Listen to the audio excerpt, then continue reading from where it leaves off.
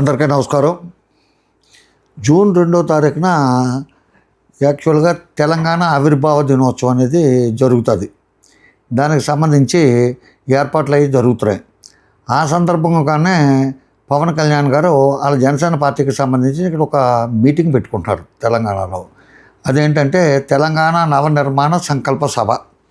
తెలంగాణకు సంబంధించి ఇంకేమన్నా డెవలప్మెంట్కి కొత్తగా నిర్మించడానికి నవనిర్మాణం అనేది ఏదో మరి మొత్తానికి ఆ నవనిర్మాణ సంకల్ప సభ అనేది భాష కుదిరిందని చెప్పి పెట్టుకున్నారు. ఏంటో టైటిల్ నాకైతే అర్థం కాలేదు, కానీ పెడతారు. దానికి పెద్ద పబ్లిసిటీ చేయక్కర్లేకుండా ఆ రిటైర్డ్ ప్రొఫెసర్ కె నాగేశ్వర్ గారి టీం, ఆయన అనుచరులు, ఆయన అభిమానులు, ఆయన తాలూకు ఈ జర్నలిస్టులు, యూట్యూబ్ ఛానల్ జర్నలిస్టులు వీళ్ళంతా కూడా చాలా పబ్లిసిటీ చేశారు. నాగేశ్వర్ గారు పుణ్యమా అంటూ ఏంటంటే ఆ ఇష్యూకి సంబంధించి ఒక రౌండ్ టేబుల్ సమావేశం పెట్టి పవన్ కళ్యాణ్ గారిని, చంద్రబాబు నాయుడిని ఇష్టం వచ్చినట్టు తిట్టారు. ఆంధ్రులను కూడా తిట్టారు. సరే, ఎవరు తిట్టినా పెడతాం, ఆంధ్రులకు అలవాటే కాబట్టి అది పెద్ద ఏమీ పట్టించుకోలేదు. కాకపోతే ఇప్పుడు ఈయన పెట్టిన నవనిర్మాణ సభ, తెలంగాణ నవనిర్మాణ సభకు సంకల్ప సభకు సంబంధించి పొన్నం ప్రభాకర్ గారు ఒక మీటింగ్ పెట్టారు.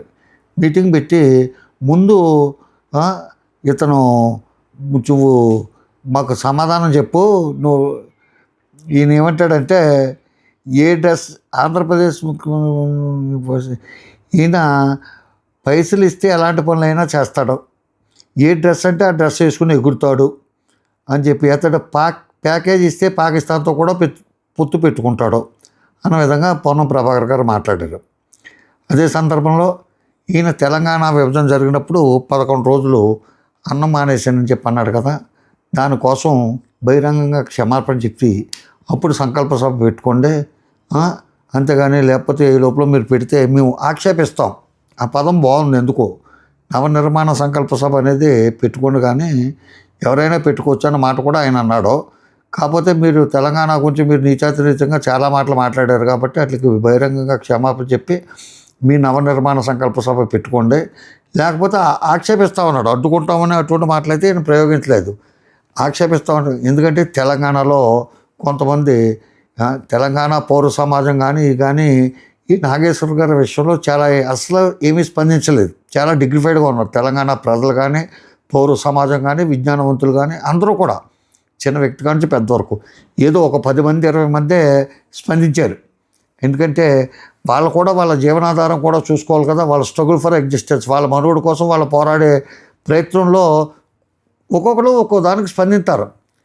అలాగే స్పందించారు. వాళ్ళు ఏంటంటే 24 గంటలు తెలంగాణ వచ్చేసి తెలంగాణ ఏర్పడిపోయి 12 సంవత్సరాలు అయినా సరే తెలంగాణ అస్తిత్వం కోసమే పోరాడుతున్నాం అంటారు. ఇంకా కూడా తెలంగాణ భావజాలం అంతా వంట పట్టుకుందంటారు. ఏంటో మరి ఆ మాటలకే, ఆ భాషకే కొంచెం అర్థమైతే మనకు తెలియదు. పెద్దోళ్ళు ఎవరైనా కనుక్కొని మనం తెలుసుకోవాలన్నమాట. కాకపోతే ఏంటంటే పొన్నం ప్రభాకర్ గారిని నేను ఒకటి అడగదలుచుకున్నాను. మొన్నే మీ గురించి ఆయన ఎవరో పృథ్వీరాజు గారు అనుకుంటాను, సబ్జెక్టు కరెక్షన్, నాకు ఆ మనుషులు చూస్తే వాళ్ళ పేర్లు గుర్తురావు, ఏదో పేర్లేమో చదువుకుంటాం, మనుషులేమో టీవీలోనే అది చూస్తూ ఉన్నాయి. వాళ్ళు చెప్పేటప్పుడు నా పేరు పృథ్వీరాజు అని చెప్పి చెప్పరు కదా, ఆయనే పృథ్వీరాజు అనుకుంటాను. పొన్నం ప్రభాకర్ గారిని చెప్పు తీసి కొట్టాలని చెప్పన్నాడు, పేరుతో సహా చెప్పాడు ఆయన. అదేవిధంగా రేవంత్ రెడ్డిని కూడా చెప్పు తీసి కొట్టాలన్నాడు. తెలంగాణలో ఆ సంస్కృతి ఉంది, ధైర్యంగా చెప్తారు. మినిస్టర్లు ఏంటి, ఆన్లైన్ ఏంటి, సన్నాసని, అదని ఇదని వాళ్ళ బాడీ షేమింగ్ చేస్తాం కానీ, ముక్కు గురించి మాట్లాడతాం కానీ కేసీఆర్ గారిని, అదంతా ఉంది. అలాగా ఈ సన్నాసని, అదని ఇదని, అది ఇచ్చేస్తానని చెప్పి చెప్పకూడదు తినిపిస్తాను, ఇవన్నీ ఆంధ్రాలో కూడా ఉంటుంది కానీ పైకి అందరూ మనసులో అనుకుంటారు. ఇతను చాలా ధైర్యంగా అన్నాడు. అంటే ఏంటి, మీరు ఆక్షేపించదగ్గ పని పవన్ కళ్యాణ్ చేస్తాడు కానీ మిమ్మల్ని చెప్పుతో కొట్టి పని ఏదో మీరు చేశారని చెప్పి పృథ్వీరాజ్ అభిప్రాయం. అటువంటి పనులు చేసేటప్పుడు మీరు కూడా ఒక విషయంగా ముందు ఒక మాట మాట్లాడుంటే బాగుండు. మీరు కానీ ఎవరైనా కానీ ఏమంటారంటే ఆంధ్ర ప్రజలతో మాకు ఏ విధమైన వైరం లేదు, నాయకులతోనే అంటున్నారు. నాయకులతో వైరం ఉంటే నాయకులతో పెట్టుకోండి, మీకు రాజకీయ వైరం ఉంటే రాజకీయ వైరం పెట్టుకోండి.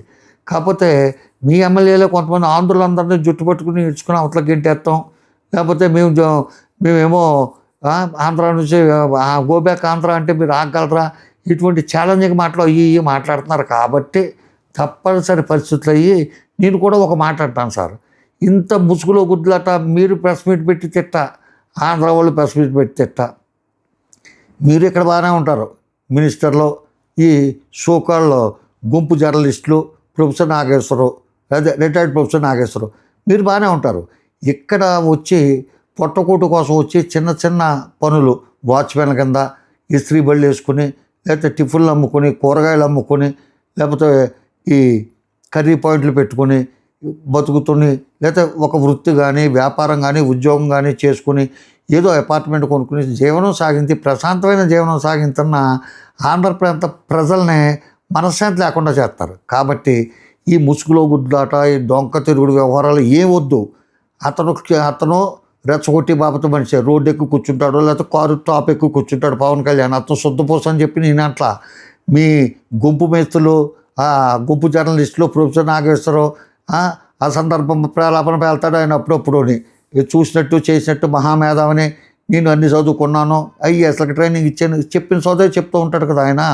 మీరు ఏమి వద్దండి, సింపుల్గా మీకు పరిష్కారం చెప్పేస్తున్నాను. ఒక పెద్ద మనిషితో రాగా నాకు 60 దాటినాయి అంటే పెద్ద మనిషినే కదా, రికార్డెడ్గా 60 దాటినాయి, కానీ యాక్చువల్గా 60, సర్టిఫికేట్ ప్రకారం అయితే 62. కాబట్టి మీకు ఒక పరిష్కార మార్గం చెప్పేస్తున్నాను, దాన్ని ఫాలో అయిపోండి.